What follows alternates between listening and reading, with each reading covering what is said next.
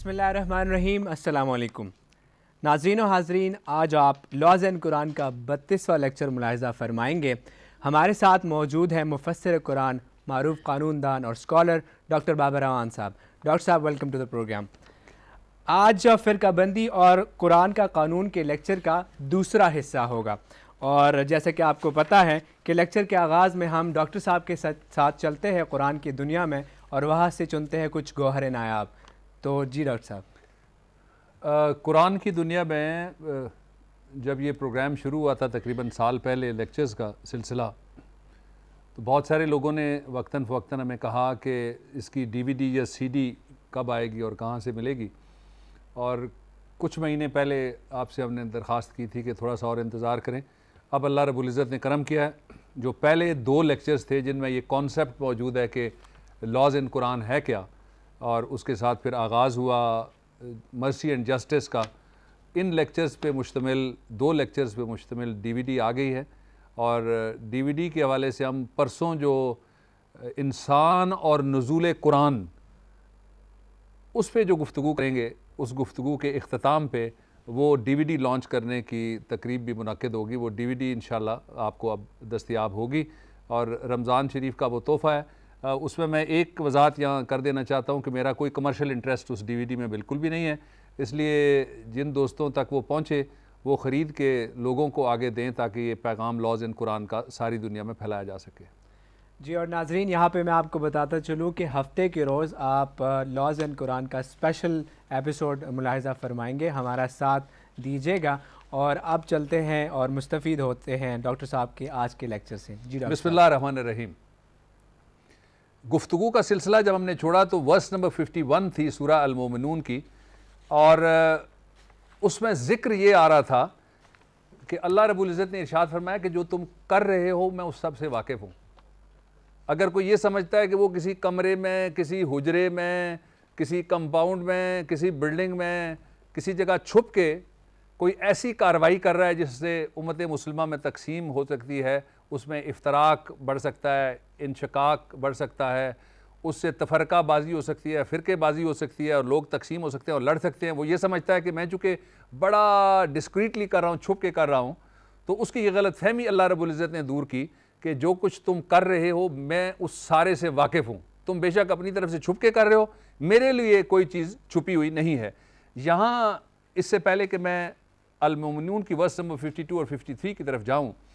2 چیزیں بڑی امپورٹنٹ ہیں، وہ میں آپ کے سامنے رکھنا چاہتا ہوں۔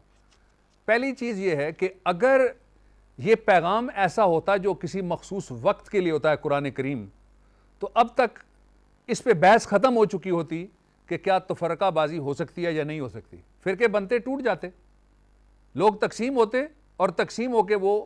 اس دنیا کے صفحہ ارضی سے ان کی تاریخ، جس طرح سے روم کی سلطنت کی تاریخ مٹ گئی، جس طرح سے بابل کی سلطنت کی تاریخ مٹ گئی، جس طرح سے نینوا کی تہذیب مٹ گئی، اسی طرح سے وہ تہذیب بھی مٹ جاتی۔ یہ قرآن گزرے ہوئے کل کی کتاب بھی ہے۔ میں آگے جب آؤں گا تو ایک صورت میں اللہ رب العزت یہ ارشاد فرما رہے ہیں، یہ ان کا فرمان ہے، میری صرف زبان ہے آپ تک پہنچانے کے لیے۔ ہمیشہ میں اسی لیے عرض کرتا ہوں کہ قرآن حکیم کو ترجمے کے ساتھ کھولیے، آپ کو سمجھ آنا شروع ہو جائے گا۔ یہ گزرے ہوئے کل کی کتاب بھی ہے، یہ آج چلتے ہوئے دنوں کی کتاب بھی ہے، اور آنے والے کل کی کتاب بھی ہے۔ اس لیے اس میں وہ سارے کمپاؤنڈ ایشوز جو گزری ہوئی تہذیبوں کے، موجودہ تہذیب اور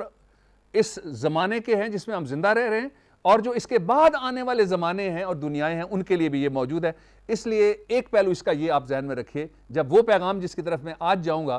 اور وہ کانسیپٹ جس کو ون نیشن کہا گیا، امت واحدہ کا لفظ استعمال ہوا، یہ بہت کم اس کو لوگ استعمال کرتے ہیں، لیکن قرآن حکیم کی زبان میں آج استعمال کروں گا۔ امت واحدہ کا لفظ استعمال کیا گیا مسلمانوں کے لیے۔ اس کو اگر آپ دیکھیں تو امت واحدہ کی ضرورت اس لیے بھی زیادہ ہے کہ اگر یہ کسی علاقے کا، بے شمار مذاہب ایسے اور خیالات ایسے جو مختلف علاقوں تک محدود ہیں، اس سے وہ باہر نہیں نکل سکے کبھی،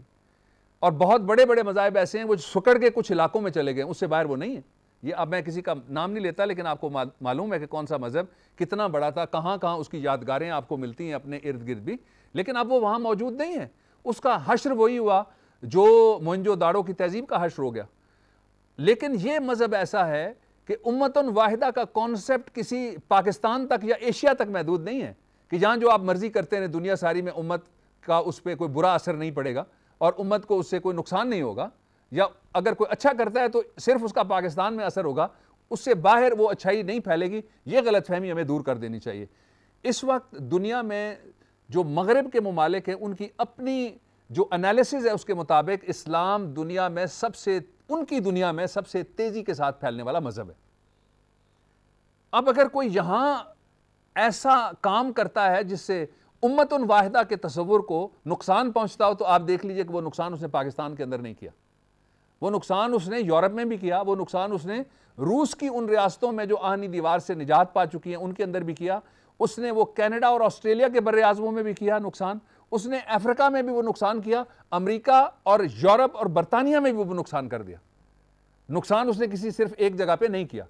اس میگا کانسیپٹ کو سامنے رکھتے ہوئے لیٹ اس موو فارورڈ، اور میں آپ کے سامنے رکھنا چاہتا ہوں ورس نمبر 52 سورہ المومنون، ورس نمبر 52 سورہ المومنون۔ اللہ رب العزت کا ارشاد ہے وَإِنَّ هَذِهِ أُمَّتُكُمْ أُمَّةٌ وَاحِدَةٌ and verily this brotherhood of yours is a single brotherhood، کہ یہ تمہاری جو امت ہے یہ صرف ایک امت ہے۔ اب یہاں سے ایک بات کی کلیئرٹی آپ کو مل جاتی ہے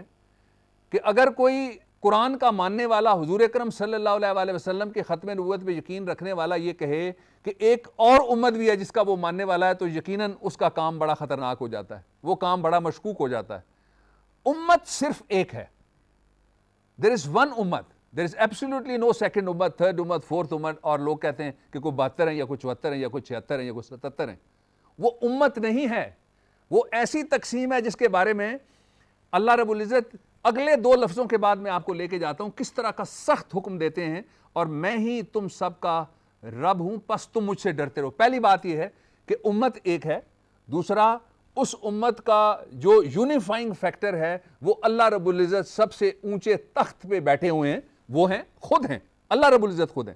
اس لیے وہ ارشاد فرماتے ہیں کہ امت واحدہ کے لوگوں کو صرف مجھ سے ڈرنا چاہیے، کسی اور سے نہیں ڈرنا چاہیے۔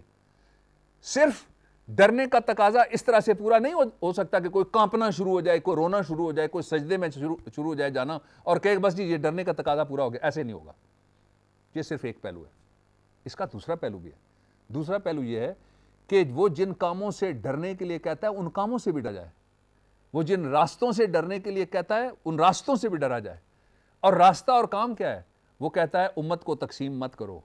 جو امت کو تقسیم کرتا ہے اس کے باوجود وہ گریہ وزاری بھی کرتا ہے خدا کے حضور، it is a self contradiction. معاف کرنے والا وہ خود ہے، ہم کون ہوتے ہیں فتویٰ دینے والے؟ وہ تو بخش دینے والا خود ہے، ہم کون ہوتے ہیں اس کی ججمنٹ دینے والے؟ لیکن سیلف کانٹرڈکشن آ جائے گی کہ ایک طرف کوئی دعویٰ کرے کہ میں تو اپنے رب سے ڈرتا ہوں، اور پھر رب کی امت واحدہ کو وہ تقسیم کرتا پھرے، وہ اس کو لڑاتا پھرے، وہ اس میں جھگڑے پیدا کرتا پھرے، وہ ان کو کمزور کرتا پھرے، وہ ان کو گمراہ کرتا پھرے، وہ ان کو ایک دوسرے کے آئی ٹو آئی، بال ٹو بال مد مقابل لے کے کھڑا ہو جائے۔ Self contradiction. اور اگلا، اور انہوں نے خود ہی اپنے امر یعنی دین کو آپس میں ٹکڑے ٹکڑے کر لیا۔ اب وہاں سے یہ بات آگے جا رہی ہے کہ امت واحدہ کا کوئی شخص کسی لسانی بنیاد کے اوپر، کسی گروہی بنیاد کے اوپر، کسی قبیلائی بنیاد کے اوپر، کسی علاقائی بنیاد کے اوپر، یا کسی سوچ فکر اور تفکیر کی بنیاد کے اوپر امت کو تقسیم کرنے کا اختیار نہیں رکھتا۔ امت واحدہ کے وہ لوگ جو فیئر آف گاڈ کے زمرے میں آگے، اللہ رب العزت کے خوف کے زمرے میں جنہوں نے اپنے آپ کو خود شامل کر لیا، ان کے پاس کوئی اختیار نہیں ہے کہ وہ امت کو کسی نام کے اوپر تقسیم کر دیں۔ اور ان لوگوں کے بارے میں اللہ رب العزت نے جنہوں نے یہ کام کیا ان کی 2 نشانیاں ہیں، آئیے یہ نشانیاں سامنے رکھیے، وہ لوگ آپ کے سامنے ایکسپوز ہو جائیں۔